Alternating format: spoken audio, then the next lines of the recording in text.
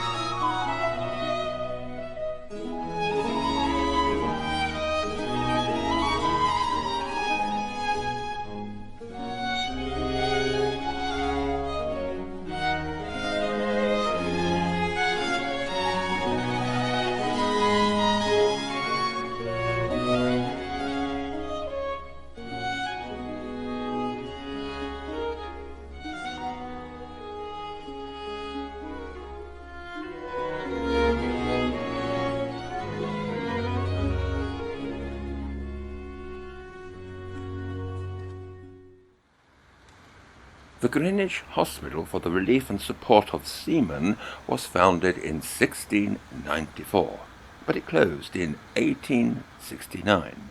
Then it was occupied by the Royal Naval College from Portsmouth, and that was from 1873 until 1998. The painted hall is the work of James Thornhill, but the chapel started by Christopher Wren was destroyed by fire. Rebuilt by James Stewart in 1789, it has remained largely unchanged.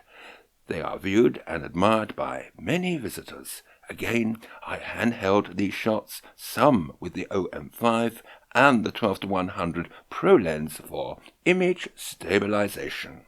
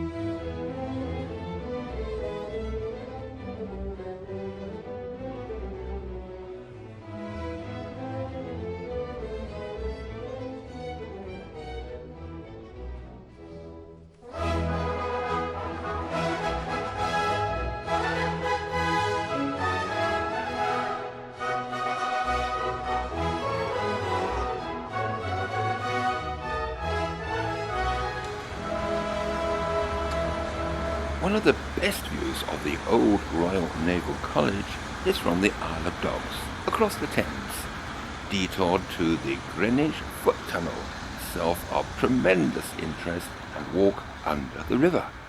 The entrance is next door to Cutty Sark, and there are lifts should you not be able to use the stairs. It says no cycling, but not many seem to take any notice.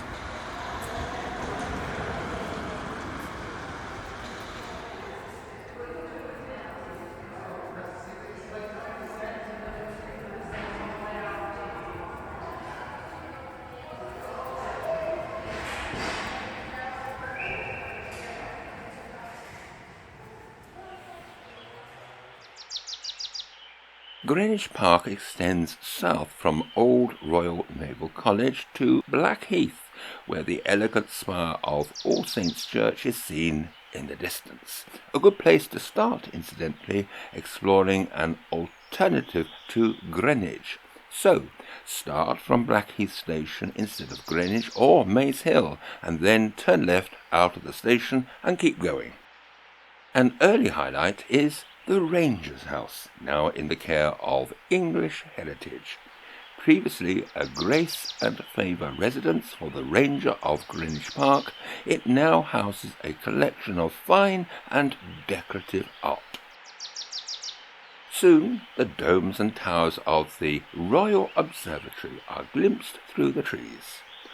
Not far away is one of the first great views of London and Canary Wharf, which we will come back to shortly. By the way of contrast is Henry More's Knife Edge, a statue embroiled in mystery, which overnight, in 2007, suddenly disappeared, only to reappear in time for the London Olympics. Its inspiration is equally enigmatic, mirroring the sculptor's early fascination for bones, the motivation a small fragment of a bird's breastbone found on a seashore. Time and tide wait for no man.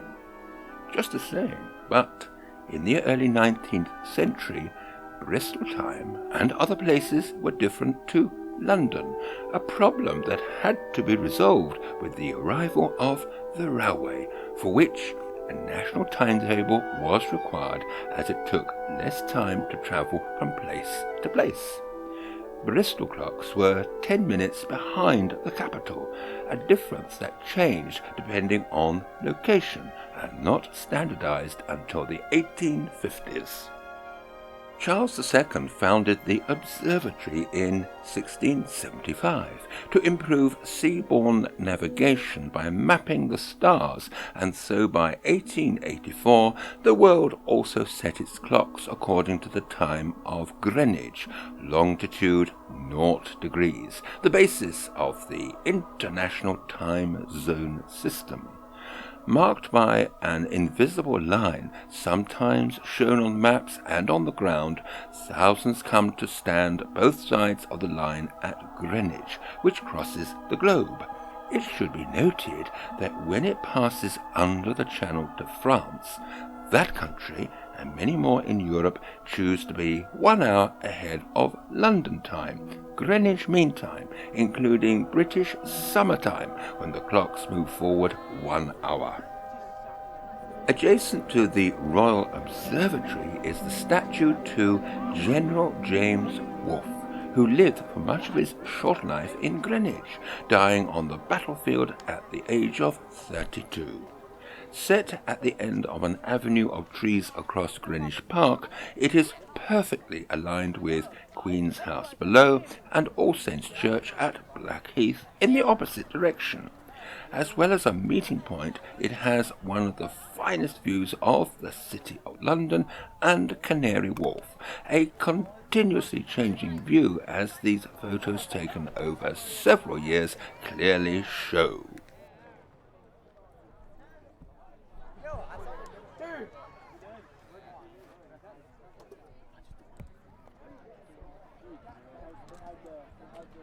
Whilst making your way from Greenwich Park to the Cutty Sark, call in at one of the town's treasures, St. Alphege Church.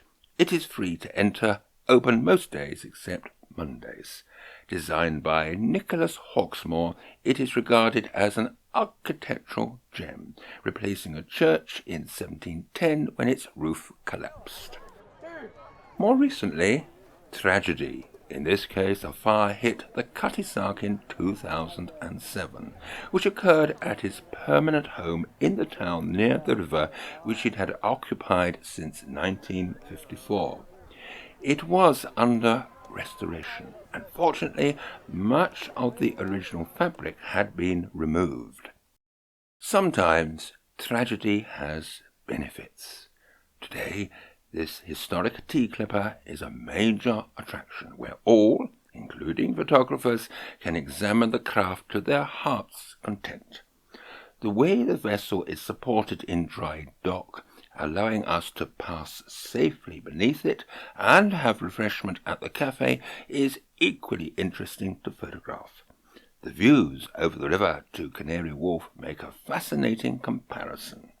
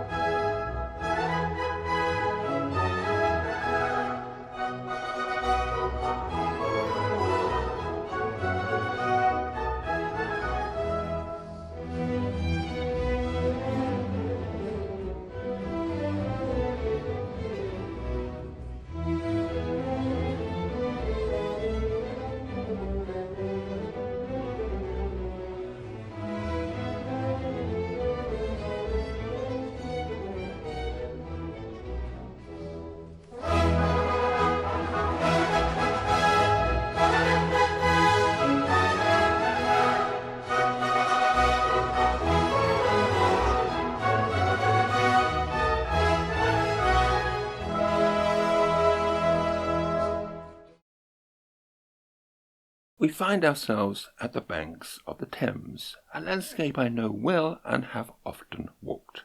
I have taken many photographs, but like the waters passing by, it is an ever-changing scene, constantly on the move, and some features, like Knife Edge, have also mysteriously disappeared overnight, such as Lord Nelson, who occupied an imposing position outside Trafalgar Tavern.